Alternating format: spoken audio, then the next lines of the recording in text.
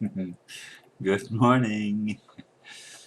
Oh, it was a good meeting last night. I had more people show up than I thought would, and I was pleasantly surprised at not only the turnout, but the discussion that followed. It was quite worthwhile, I felt, uh, and I was happy with the results. And there were some questions that came up that I need to get answers to, and that's okay too, because that's how I learn. Anyway, today the title is Moving to a More Sustainable World, which, by the way, is one of the things that we touched upon last night in the discussion. And the blurb that I wrote, and I hope I did it right because I just realized I didn't go back and read it after I wrote it. If there is anything we can see at this point in our development, at least those willing to see, it is that the system as we have known it is no longer sustainable. As a structure, it has helped support our awakening, which is inadvertent to those that seem to be running the show. And I forgot the in in the front of advertent. Okay, I fixed it. Oh dear. All right, running the show. However, as many awaken to the nightmare and see the ugly truth of how the would-be controllers operate, it becomes obvious that we can do better.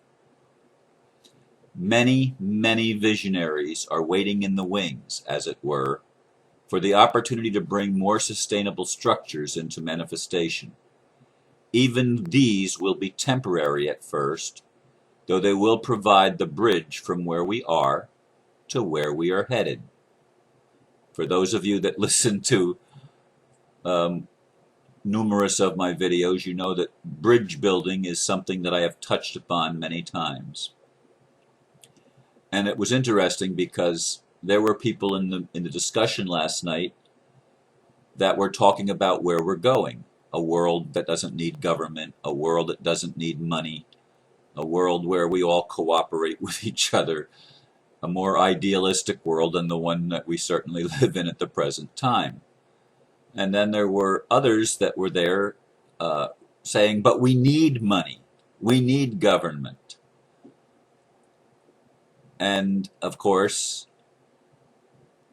I agree with the second person and the first person in their ideas, because we are going ultimately to a place where we don't need the same structures that we need now.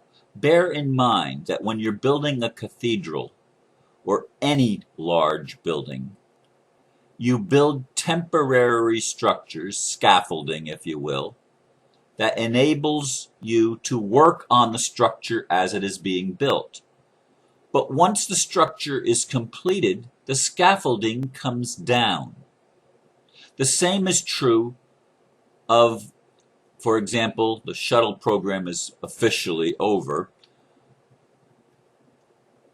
but the shuttle cannot just take off from the ground. Like it comes back in, it lands on the ground, then it gets piggybacked on top of a larger jet and brought back to this Kennedy Space Center. That's been the procedure. But the procedure of getting it into the air, it doesn't just take off from the ground and go into space. It doesn't have the thrust necessary, so you need solid rocket boosters. The solid rocket boosters are like scaffolding.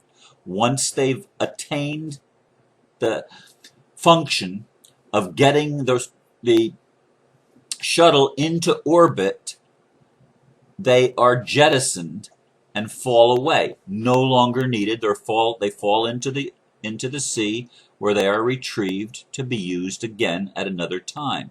That's the program with the shuttle and the solid rocket boosters. That's how it works. What I'm telling you is I'm giving you illustrations of how transitions are made. In other words, how can we build a new structure without scaffolding? I don't believe it's possible. Now, there are people that are advocates of the giant leap. And I do believe we're making a giant leap in consciousness, as it were. But we're still living in a physical world. Physical worlds require structure. You cannot abandon structure unless you just dissolve physicality. And if that was the program, then why was physicality ever brought into being and into creation in the first place? I don't believe it's something to be wasted. I don't think it's something to be shunned. Now, there may be people that think that that's ideal. I liked it much better when I didn't have a body, and I felt less restricted than I do with a body. And the body, all it does is produce limitations and restrictions. I get it. I hear it. And if I was on the other side not having a body, maybe I wouldn't understand. But I have a body, and I have a feeling I've had a body numerous lifetimes, and I have come to appreciate my body. In fact, I often thank my body for its beautiful functioning, the immune system for keeping me immune from all of the diseases that are rampant in our world, many of them man-made and done on purpose by the very industry that's supposed to be looking out for our health. But that's another story. What I'm saying is we need to have structures, temporary structures, that ultimately will not be needed when we more fully awaken as a society. But we're not even close to the whole society awakening. And as I said it last night, a relative handful of people, a few thousand people maybe, run the whole world right now. And they've been running it in an unsustainable fashion. And we're becoming aware of that unsustainability, the lack of the ability to keep it going the way that it's going. You can't keep creating more debt, more debt, more debt, more debt. It's a collapsible economic system. But neither are we ready to go into a world where there's no medium of exchange. Money is still a necessary thing, and it's not, I was going to say a necessary evil, but there's absolutely nothing evil about money. Neither is there anything evil about government. Now, has money been abused? Has the monetary system produced the awakening? Yes, it has. Has it produced extreme inequalities? Yes, it has. And the extreme inequalities were necessary in order for the awakening to happen. Because of everything, if we didn't have the inequalities, we wouldn't have noticed it. We only notice it because of the extremes that are present. Well, those extremes are going to be brought back into a little bit of more cohesion with each other, into a more of a synergy, as my friend Steve pointed out in our conversation yesterday.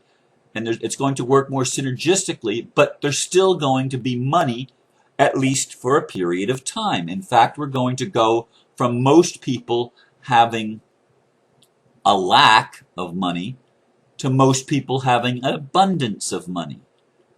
And the people that have had the abundance, they may, from their point of view, when the playing field is leveled, they may see it as moving from abundance to lack.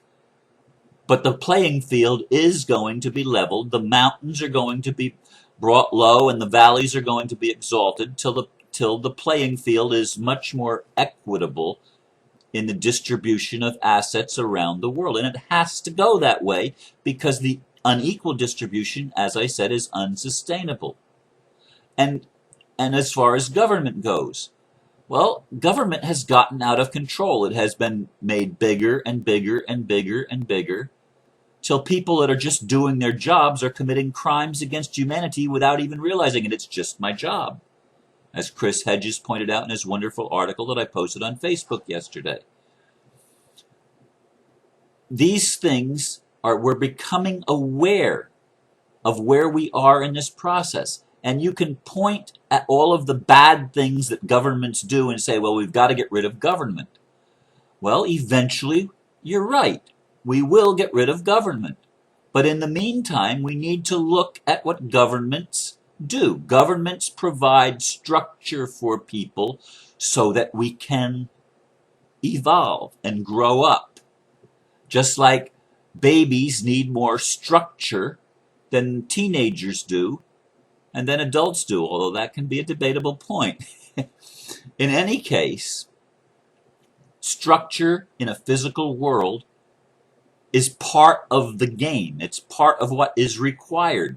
Structure is necessary. My body needs structure. It needs veins that are distinct so that the blood can flow throughout my body to all the organs and to the other systems. And everything in physicality is based on structure.